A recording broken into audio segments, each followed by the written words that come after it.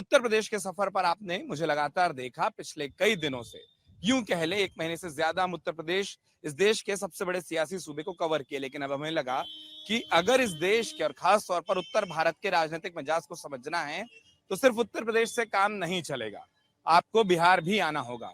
इस देश के 2 ही राज्य ऐसे हैं जो 7 चरणों में, जहां पर लोकसभा का चुनाव हो रहा है, जहां 7 चरणों पर मतदान हो रहा है, और आज जब इस देश में तीसरे चरण की वोटिंग हो रही है, एक अपील के साथ इस चर्चा की शुरुआत करते हैं कि अगर आप उन इलाकों से संबंध रखते हैं जहां पर आज तीसरे चरण का मतदान है, और अगर आपने अब तक वोट नहीं किया तो घर से निकलिए, वोट करिए, वरना ढेर सारे मुद्दों की बात मुद्दों पर रह जाएगी। इतने अच्छे से खड़े हो, हाथ वाथ बांध कर, इतने अच्छे से ही मुद्दा सोच लिया दिमाग में। जी जी बिल्कुल। क्या नाम है दोस्त? श्याम कुमार नाम पड़ेगा, मैं यहीं का निवासी हूँ। श्याम, सारण में हम हैं, ठीक है, हम बताना भूल गए थे कि भाई बिहार में एंट्री की उत्तर प्रदेश घूमने के बाद यहीं के निवासी हो। एक बात सच सच बताना, मुद्दों पर वोट करता है आदमी, समीकरण पर वोट करता है आदमी, कि नेता देखता है? बिहार की जो राजनीति है अभी की, लोगों को इतना गुमराह कर दिया गया है कि लोग अपने मुद्दों से हट गए हैं। वास्तविक रूप से हम सभी जानते हैं कि बिहार की जो शिक्षा की स्थिति है, यहाँ शिक्षा का जो स्तर है वो बहुत निम्न स्तर का है, जिससे लोगों को ये क्लियर पता ही नहीं चलता कि हमको मुद्दे क्या है हमारी और हमको किस मुद्दों पे वोट करनी चाहिए। क्योंकि मैं पढ़ा लिखा हूँ, इसलिए मैं जानता हूँ कि सिर्फ नाम की राजनीति से, सिर्फ नाम पर हमें वोट नहीं करना चाहिए। और इस बार हम मुद्दों को लेकर के वोट करने वाले हैं। हमारे जितने भी युवा साथी हैं, लगातार बात होते रहती है, तो ये पूरा क्लियर है कि जो भी युवा है वो अपने फ्यूचर के लिए, अपने भविष्य के लिए और मुद्दों के लिए इस बार वोट करेंगे। नाम की राजनीति बिल्कुल नहीं होगी। हम नेम और फेम पे नहीं जाएंगे। हमको मुद्दे से मतलब है, हमको काम से मतलब है, अपने भविष्य से मतलब है।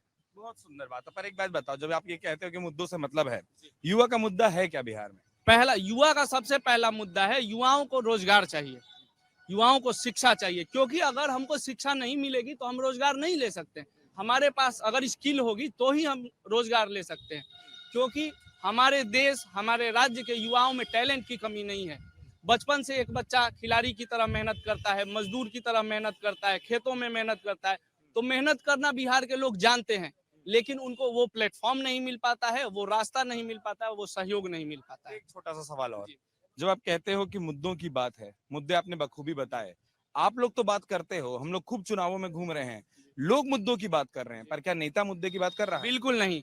नेता हमारे जो अभी, मैं यहाँ के जो स्थानीय सांसद हैं, मैं बताना चाहता हूँ कि जब कोरोना में हमारे इस जिले के लोग मर रहे थे, तो वहां पे उनकी घरों पे, उनके अपार्टमेंट पे एम्बुलेंस सर रही थी।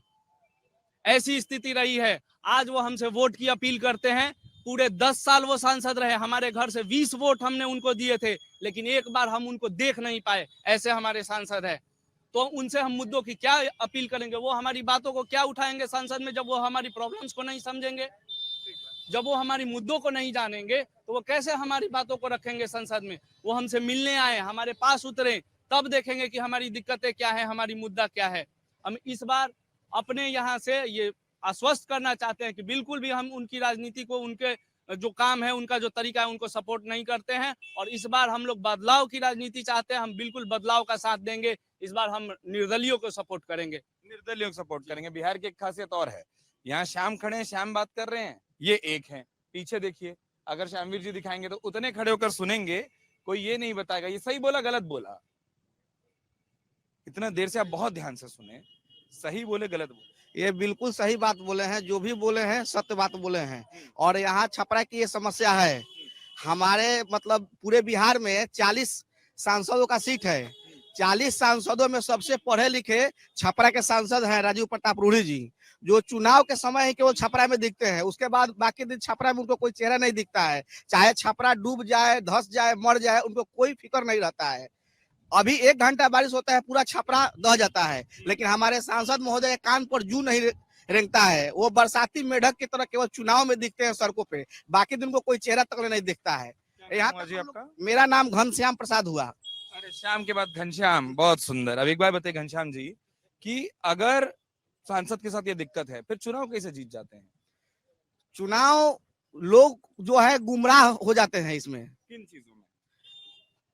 जिस तरह 5 किलो राशन का बात हुआ, ये 5 किलो राशन जो है आदमी को अपाहिज बना रहा है, मानसिक अपाहिज बना रहा है।